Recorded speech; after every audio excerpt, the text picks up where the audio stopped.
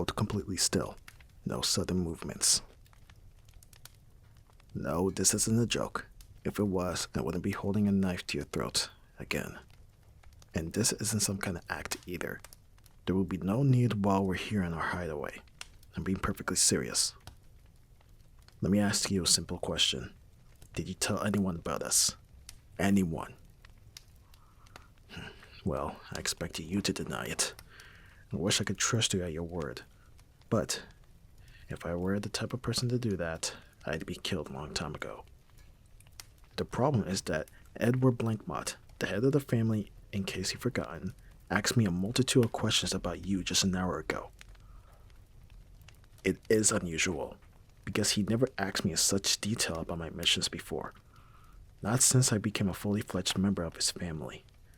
He's always trusted the details of my assignments to me. Well, obviously I told him that I was just taking my time. You're not an immediate threat, and it's normal for me to spend a long time preparing. It's not strictly a lie, and I'd rather he not know that we're romantically involved, for obvious reasons. I have plenty of reasons to suspect that you leaked information. Not directly to the Blankmotts, of course.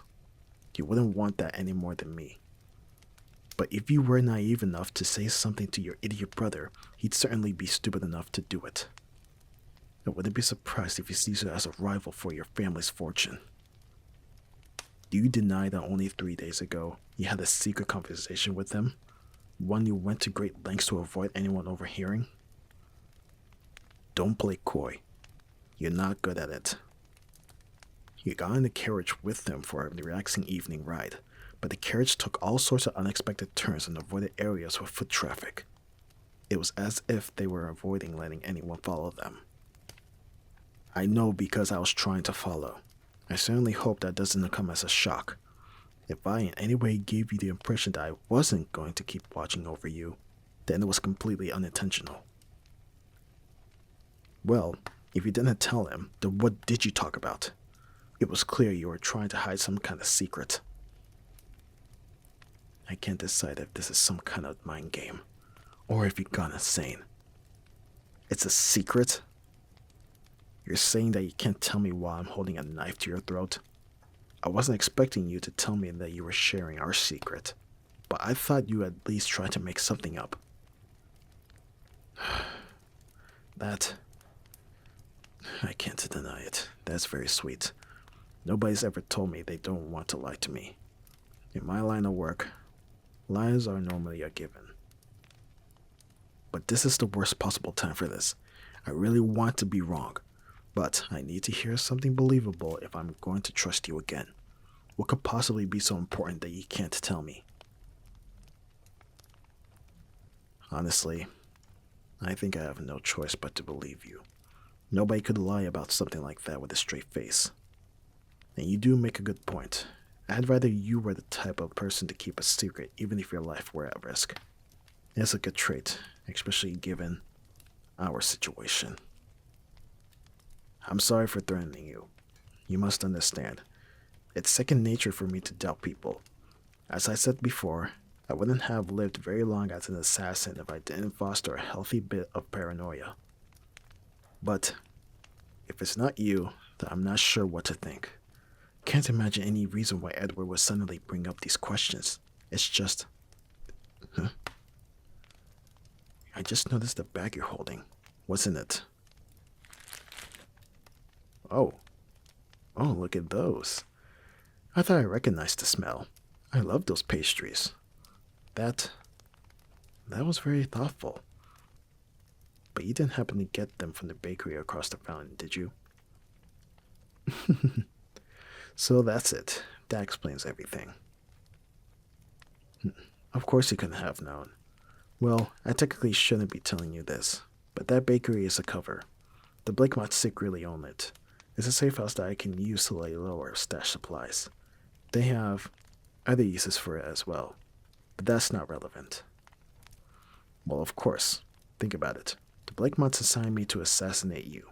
Then one day, you show up at my safe house with an unusual order. That's far too many pastries for one person. There are many bakeries closer to your home, and as far as they know, you don't have anyone that you would meet in this part of town, Well, it will look to them like you're scoping out the place. They must be worried that the Norvals have caught on to the pastry's true purpose, perhaps because I slipped up somehow. No, it's nothing to worry about. It was astonishing enough of a coincidence to catch their attention, but they'll soon come to the conclusion that it was nothing more. The Norvals wouldn't do something as foolish as send one of their own family members to investigate a suspected enemy safe house. I wouldn't worry about it. I know how the Blinkmots operate. We could stand to be a little more cautious than normal for a while, but we're safe. They won't suspect anything. No, I don't blame you. This is my fault for not telling you about the safe house. I didn't think it was likely that you would ever visit it. But given how close it is to our hideout, that may have been a short-sighted assumption. Goodness, what a terrible twist of fate that was. You stopped by the bakery on your way here to get a gift from me, expecting me to be so pleased. And instead, I sneak in the back entrance and threaten your life. I'm truly very sorry about that. Here, let's... oh. Well, it's just that you flinched. You're still scared of me, huh? I understand, but... well, no, I don't understand. This isn't even the first time I threatened you. When I say that out loud, it doesn't sound so comforting. What I mean to say is, you know who I am. I'm an assassin, and you're my target. I don't see how you can act so surprised by this. Wait, don't leave. I don't want to end the conversation this way. Please, listen. I acted in a very logical way. Surely you'd do the same thing in my position. Really? You just trust me? Just like that? But how can you say that? You'd be a fool to trust me. I certainly don't expect you to. It's not fair to ask each other to risk everything for the other like that. It's funny. I've heard people say that you need to be vulnerable in a relationship, that you have to put yourself in a position where you could be hurt in order to really love someone. I never really believed it, but... well, the results certainly seem to speak for themselves. I thought I was making the right choice. Yeah, I threatened you over nothing, and now things are strained between us. If I was looking in from the outside, I'd consider that paranoia, not logic, and not the healthy sort of paranoia. I can't say I understand, or even agree, but I have to admit, I'm not entirely familiar with how this works. Don't get me wrong, I've been in relationships before, in a way at least. They were fake relationships to get closer to my targets. I know how to go through the motions, but I don't have any idea how to make it real. That's what I want with you. So maybe I should let you take the lead on this. I've been in control of how things progress between us the entire time up until now, but even I realize that's not how this is supposed to go.